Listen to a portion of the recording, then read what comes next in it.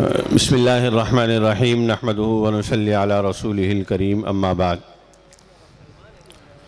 اللہ تعالیٰ کا جتنا بھی شکر ادا کیا جائے وہ کم ہے کہ اللہ تعالیٰ نے آج ہمیں ایک دفعہ پھر 21ویں سالانہ یہ عظیم الشان تقریب میں ہم سب کو شرکت کی سعادت نصیب فرمائی۔ ادارے کا کچھ تعارف آپ حضرات کے سامنے عرض کرنا تھا، لیکن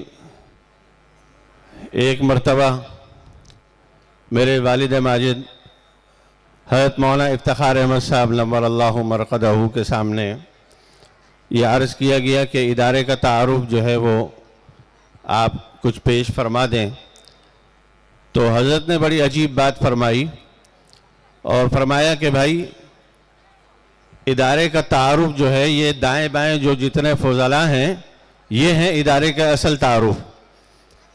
اس وقت الحمدللہ یہ 100 سے اوپر تقریباً 125 کے قریب یہ حفاظ حضرات ہیں، ان میں سے کچھ میٹرک سے فارغ ہوئے ہیں اور کچھ جو ہے وہ تجوید و قرات سے فارغ ہوئے، کچھ جو ہے وہ حفظ قرآن کریم کی انہوں نے تکمیل کی۔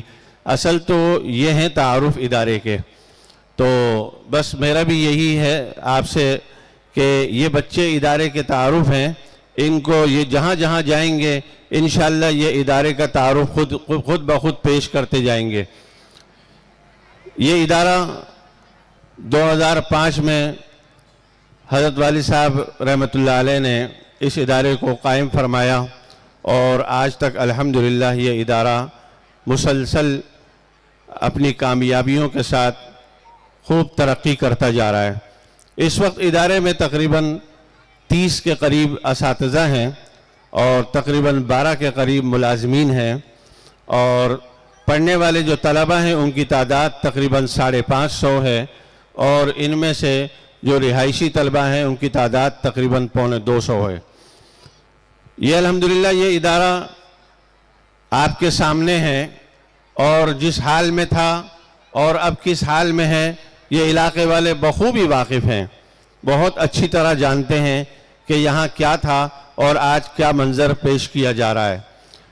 یہ سب ہمارے محبت کرنے والے، اداروں سے تعلق رکھنے والے، ادارے کے ساتھ مالی تعاون کرنے والے، یہ ان حضرات کا بہت بڑا اس کے اندر ہاتھ ہے، ان کا بہت بڑا ان کا سرمایہ اور ان کا یہ تعاون اس ادارے کے ساتھ شامل حال ہے۔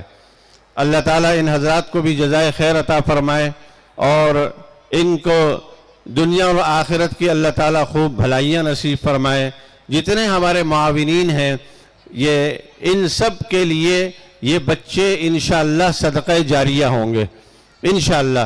یہ جہاں کہیں بھی جائیں گے اور قرآن کریم کی خدمت کریں گے، جب تک کریں گے اس کا سارا ثواب ہمارے انشاءاللہ معاونین ہی کو ملے گا انشاءاللہ۔